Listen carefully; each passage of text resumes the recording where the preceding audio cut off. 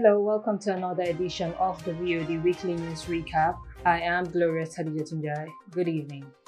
Now let's look at the Gambia across our borders and international headlines. 5 former NIA officers sentenced to death for Jammeh's error murder. Kababajo unveils his manifesto for GFF presidency re-election campaign. Former Nigerian president in the Gambia for capacity building training of National Assembly members. Senegal's ambassador welcomes Gambia's ban on timber trade. The Minister of Health organizes a validation bill workshop at the Carabao Hotel. Ivory Coast calls on Mali to immediately release 49 soldiers. UN report says children continue to suffer the consequences of war. Zimbabwe girls resort to cow dung for sanitary pads. Famous boxing belt donated to Nelson Mandela stolen. Iran plans to supply Russia with combat drones, US warns. Panama president reduced fuel prices following protests. Wildfire range as Europe battles heat wave. Biden visits Israel ahead of tourney Saudi Arabia trip. Those were the headlines. Now let's look at the news in details.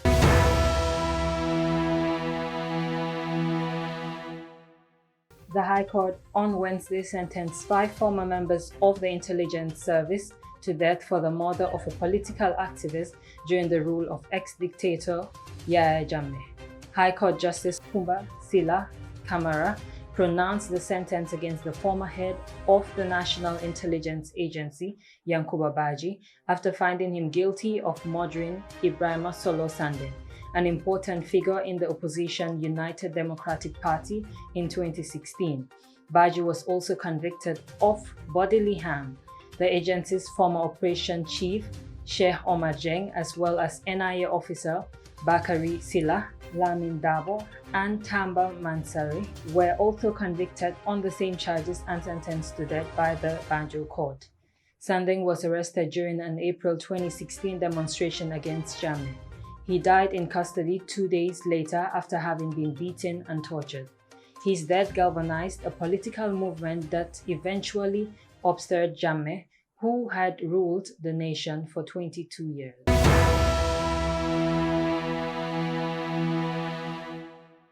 Lamin Kaba on Wednesday has unveiled his manifesto at the Oasis building, Senegambia, as he seeks for another mandate as the Gambia Football Federation president against his opponent businessman Sadibou Kamaso in August 2022 Gambia Football Federation elections.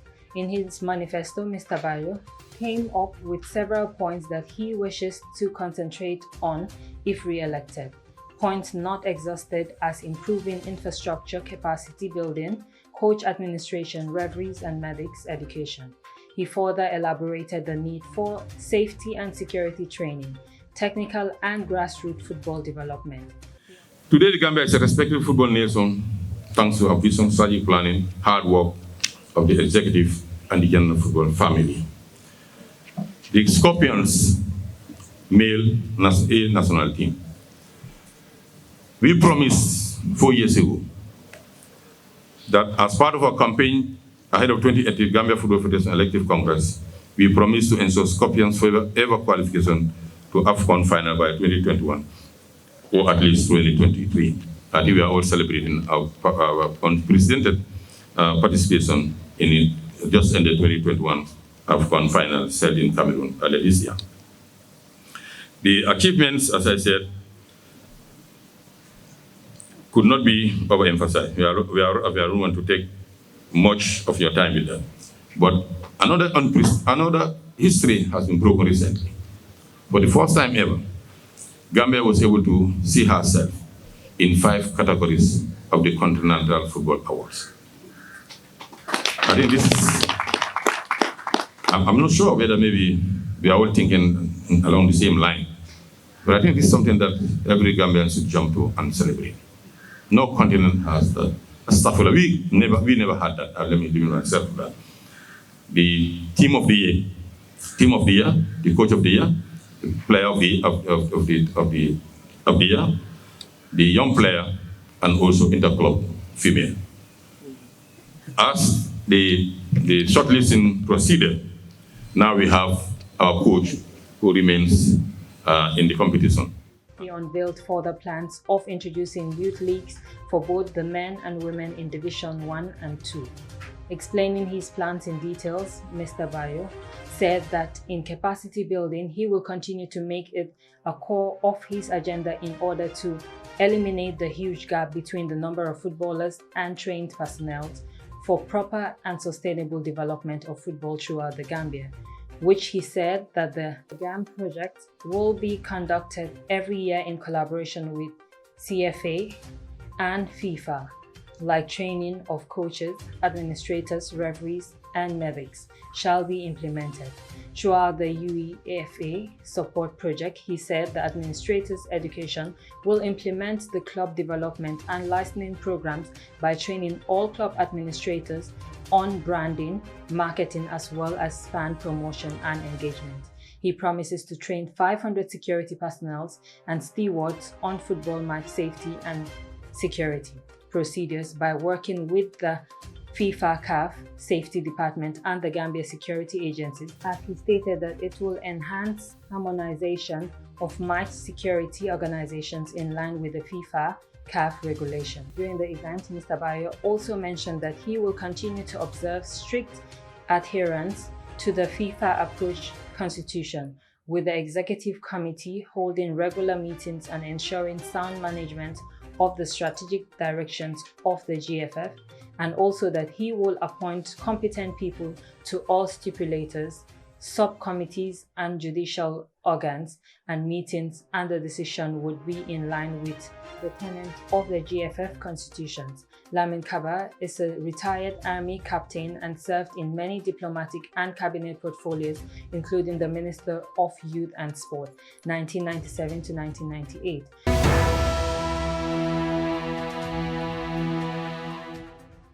Former Nigerian president in Gambia for capacity building training of National Assembly members.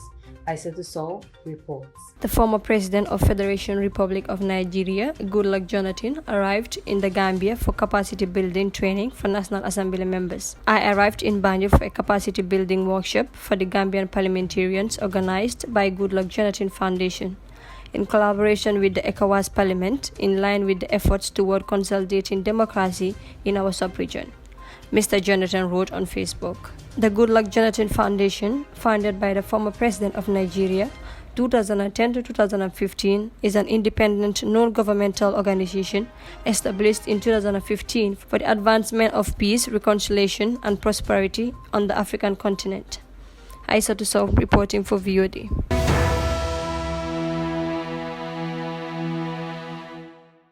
The Senegalese High Commissioner to the Gambia, Bassirou Sène, has commended government's recent decision to ban timber trade, saying the move is significant in the relations between the two countries, especially in the fight against the separatist MFDC rebels. I hail President Adama Barrow's decision on the MFDC and the ban on the timber trade. These are very important decisions, and I want to extend my warmest gratitude to him for taking them, especially at these critical times.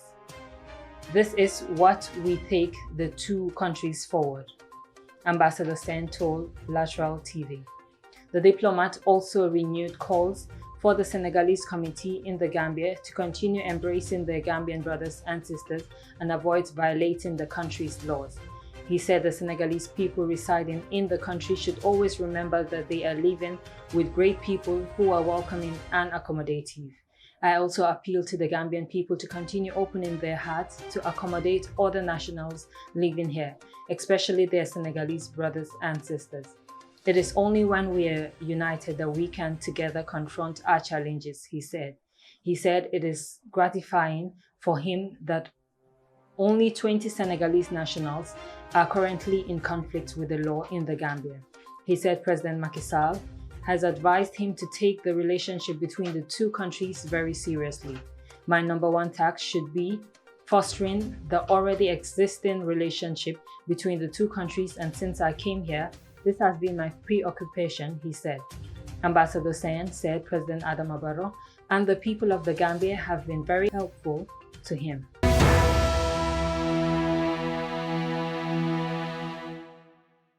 On Thursday, the Ministry of Health organized a one-day workshop for the validation of the draft bill for the establishment of the College of Physicians and Surgeons of the Gambia at Caraba Beach Hotel. Professor Richard Adanu, at the beginning of his speech, said that the college shall operate as a body corporate and perpetual successions and a common seal, and may sue and be sued in its name, as well as it may acquire and hold both movable and immovable properties and dispose of its properties and enter into contracts. He further reiterates that the college is aimed to offer, promote international recognized specialist education in medicine, surgery, and to promote continuous professional development in medicine and surgery-related disciplines. We inherited dilapidated infrastructure, obsolete equipment or absent equipment, life-saving equipment in certain areas, inadequate manpower, and so on and so forth. And health being a priority for his government,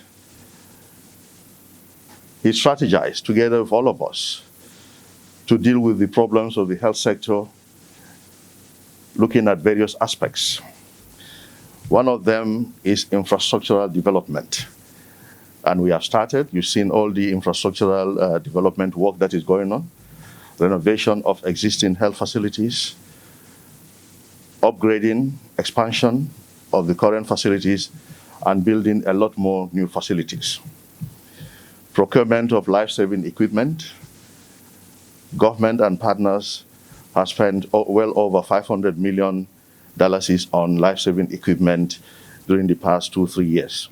He went further to say that it is also to promote postgraduate medicine research and contribute to the formulation of policies on sound health and public health generation to ensure Gambia can solve her specialist manpower needs and that is more sustainable.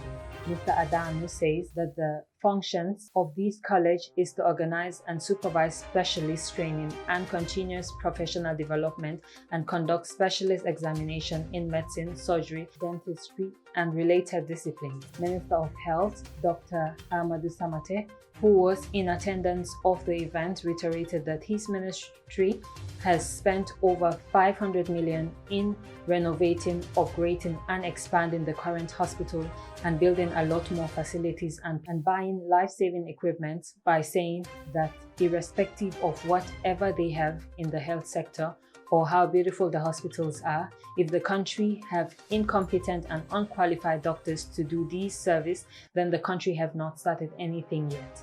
Mr. Samate said that he finds the establishment of the college important as the country seriously needs to build its capacity and that they are getting help from all partners and neighboring countries as well as from lots of expats.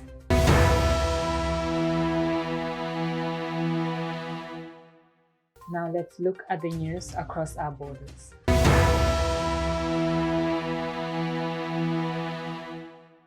Ivory Coast officials have called on Mali to immediately release 49 of its soldiers who were arrested Sunday at the international airport in Bamako, refuting accusations that were mercenaries. The Ivory Coast government said the soldiers were registered in the workforce of the Ivorian army and were in Mali as part of the UN peacekeeping mission. Earlier, Malian government spokesman Colonel Abdoulaye Mega accused them of being illegally in the national territories of Mali in possessions of weapons and munitions of war without the mission ordered or authorized. He added the intentions of those arrested were clearly to break the security of Mali. The soldiers were working for the Sahelian Aviation Services, a private company contracted by the UN, according to the statement from both governments. UN Deputy Spokesman Fahen said the contingent was not a formal part of the peacekeeping mission in Mali, but were deployed by troops contributing countries in support of their contingents, and that's a common practice in peacekeeping missions. Mali's government said it intends to put an end to the protection activities of the Sahelians.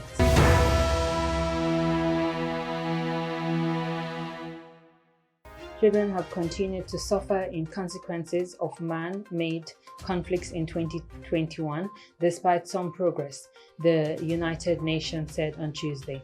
Almost 40% of all killing and maiming cases of children were caused by explosive remnants of war, anti-personnel landmines, and improvised explosion devices, according to the latest editions of the annual UN report on children and armed conflicts.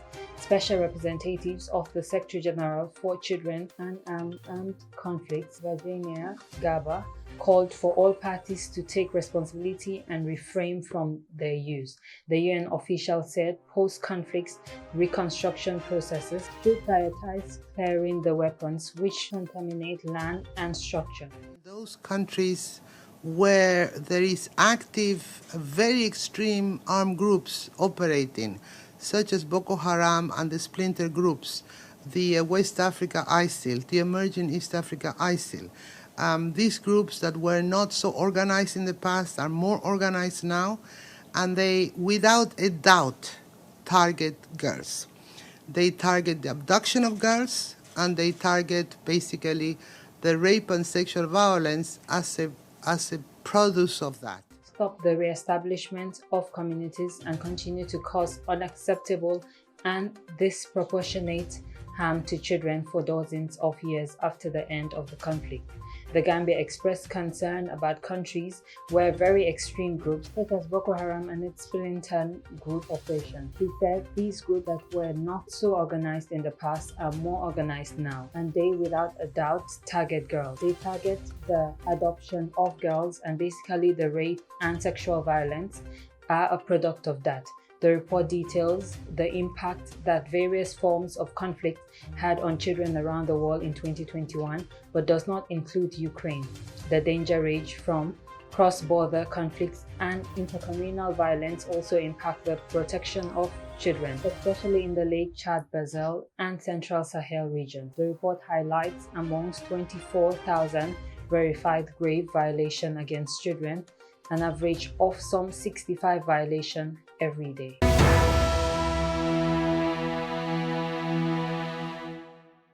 Children in rural Zimbabwe are forced to use cow dogs for sanitary wares, and inflation hits feminine hygiene products. Constance Domingo, 19, wriggles in her wheelchair as she tries to remember the last time she used a sanitary pad. I last wore a pad before my mother died last year, she laments. Now I have to use anything I can find, cow dung, leaves, newspapers and clothes to stop the blood from leaking. I wish my mother was still alive to buy me pads and medication for my menstrual pains, she concludes. Constance is one of the 72% of girls located in the rural town of Dombashova, 30 kilometers north of the capital Harare, who do not have access to commercial sanitary ware, according to a study by FNV, Netherlands Development Organization in Zimbabwe. For an equivalent of $2, sanitary pads are beyond reach for most of the country's 3 million menstruating girls who live below the poverty-ridden line. Constance, her epileptic sister, and 3 other girls rely completely on the assistance of their visual impartial grandmother to manage their menstrual hygiene during the time of the month. Sanitary pads are a luxury I can't afford for my girls, grandmother Viram shares, explaining how the cow durk's process works. I take the durk, mold it, and leave it to dry so that it easily absorbs the blood. The girls do not put the cow panties directly on the skin. I wrap the many clothes over it to avoid itching when placed on the underwear. Then I show them how to close their private parts to block the bleeding, she concludes. The girls have heavy flows with circles that typically last 6 days. We prefer this method because cow panties soak up a lot of blood. Once soaked, we dispose of it privately by burying it in the ground. Our Sohan culture does not allow that men see such things. This family story mirrors that of millions of impoverished women across the Southern African nation who have resorted to desperate methods to manage their period, according to the Ministry of Women and Youth Affairs. Women and Youth Affairs, 60% of girls miss school during menstruation due to the lack of access of sanitary products and clean sanitization facilities. Girls with disabilities usually drop out of school altogether, as was the case of Constant. Apart from missing school, health experts say these methods are bleeding grounds for salmonella and several bacteria that can result in reproductive health infections. The girls complain of itching and burning sensation in the vagina. When examined at the hospital, we noticed yeast infection and early signs of cervix cancer due to infection in the vaginal tract, shares Teresa, child care worker under the Ministry of Public Service, Labor and Social Welfare.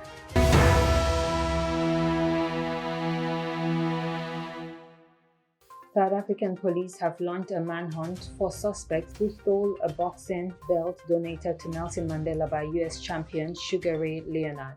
The world champion belt, worth over $3,000, 2,500 euros, has been on display at the Nelson Mandela's House Museum in Soweto. Police spokesperson Carl DiMacaso Cello told the BBC that a case of theft was opened with the police on 2nd July. It is alleged that the staff who reported for duty at the famous museum on Vilakazi Street, where an anti-apartheid icon lived between 1946 to 1962, noticed that the locks had been tampered with the day before. On investigation, it was established that the belt had been taken. It is unclear at this stage if anything else was stolen. Mandela, who became South Africa's first democratically elected president in 1994, also spent 27 years in jail for fighting against apartheid, was a boxing fan. I did not enjoy the violence of boxing so much as the science of it. It was intrigued by how one moved one's body to protect oneself, how one used a strategic vote to attack and retreat. The belt, it means a lot, especially to Mandela and us as a community, and also from us as tourist guides, because it's one of the gifts that Babu Mandela got from Sugar Ray Leonard, because Mandela was an amateur boxer during his youth. We're so surprised now that the belt is missing and no one did tell us, especially as tourist guides, because when you do a Soweto tour, we don't miss coming to Mandela House, and also you're also telling them that Mandela was an amateur boxer, and also especially when you've got guests from outside. How one paced oneself over a match, he wrote in his autobiography. According to Mandela's House, the belt was given to Mandela shortly after his release from prison by South Africa's white minority government in February 1990. In June of that year in New York, he met US boxer who had helped in the anti-apartheid struggle, including Sugar Ray Leonard, seen below, to Mandela's right.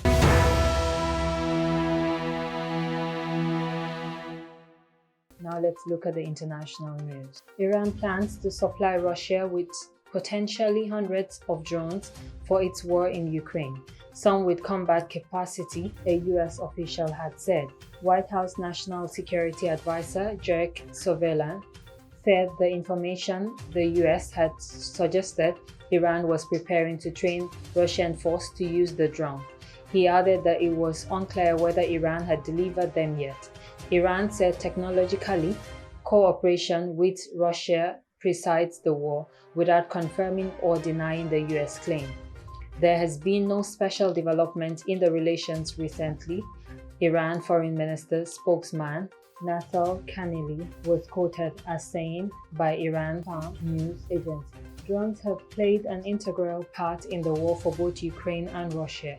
Just last week, Ukraine appealed for donation of thousands of drones to aid its war effort. Both sides are using them to spot the enemy's position and then help direct and correct their own artillery fire on a target. The Kremlin has said Russian President Vladimir Putin will travel to Iran's capital, Tehran, on 19 July. He is expected to meet Iranian President Ibrahim Raisi and Turkey's Recep Tayyip for peace talks on Syria.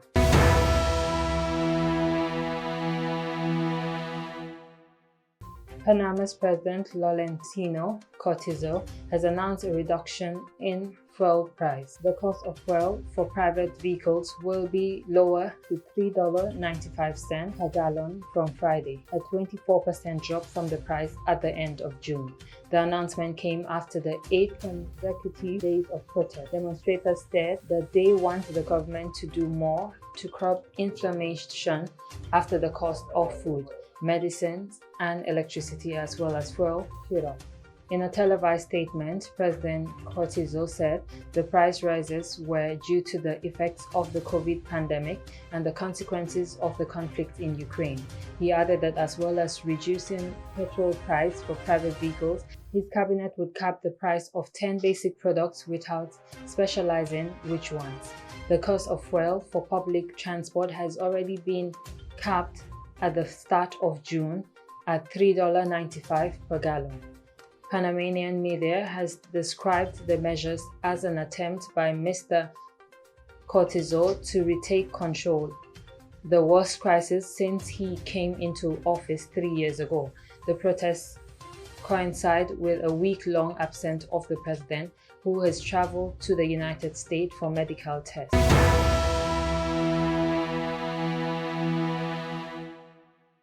A heat wave spreading across Europe is boiling wildfire in Portugal, France, and Spain. Around 3,500 firefighters in Portugal are battling dozens of blazes as temperatures break records in various parts of the country.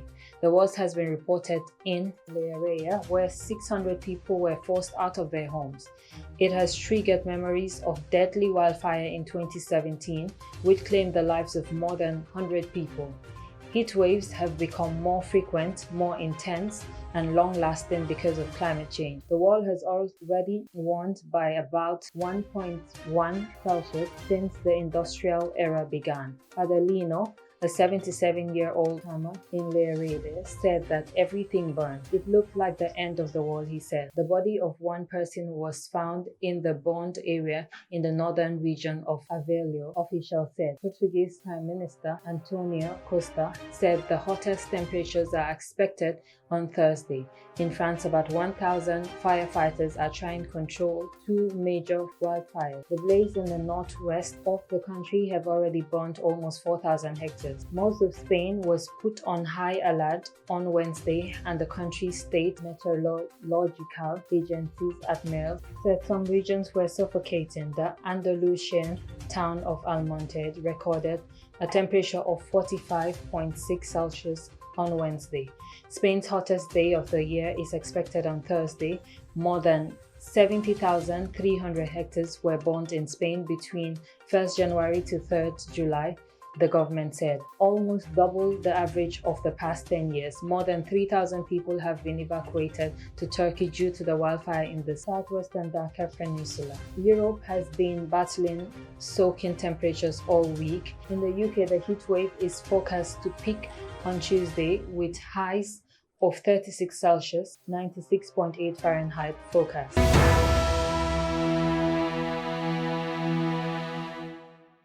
US President Joe Biden is visiting Israel at the start of the landmark regional tour, which will include a controversial trip to Saudi Arabia.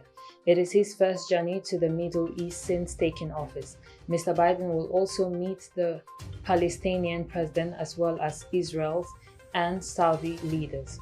Palestinians have expressed frustration that the US has not done more for them since his presidency began in 2021. But the main focus will be on his Sudan trip due to the tension over human rights. Mr. Biden has faced criticism over his planned meeting on Saturday with the kingdom's de facto leader. Israel, our brother Joseph.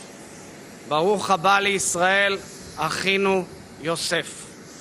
The people of Israel welcome you to the Holy Land with open arms and joyous hearts, as Joseph, son of Jacob, who sought out his brothers. Here, Mr. President, you are truly amongst family. Like the biblical Joseph, you are both a visionary and a leader, committed to advancing the United States of America, the Middle East, the world at large, and the state of Israel. This historic visit reflects the deep partnership our nations share, a partnership rooted in our shared commitment to democracy, justice and freedom, tolerance, security, and peace. Crown Prince Mohammed bin Salman, who was accused by U.S. intelligence agencies of approving the murder of Saudi-descending journalist Jamal Khashoggi. Mr. Prime Minister Lapid, it's an honor to once again stand with friends and visit the independent Jewish state of Israel. President Nixon was the first American president to visit Israel in 1974. My first visit was, as you mentioned, as a young United States Senator from Delaware in 1973, just a few weeks before the Yom Kippur War. I had the privilege of spending time with Prime Minister Golda Meir. I'll never forget, I was sitting next to a gentleman on my right when there were aides. His name was Rabin. I look back on it all now, and I realize that I had the great honor of living part of the great history of this country. And I did say, and I say again, you need not be a Jew to be a Zionist. The fact is that since then I've known every single prime minister, and it's been an honor. Formed strong working relations with each of them. In Turkey in 2018, the prince denied the allegation and Saudi prosecutors blamed Saudi agencies. When he was campaigning for the presidency in 2019, Mr. Biden vowed to make Saudi Arabia the pair that they are for killing Khashoggi, who lived in the US and wrote a column for the Washington Post.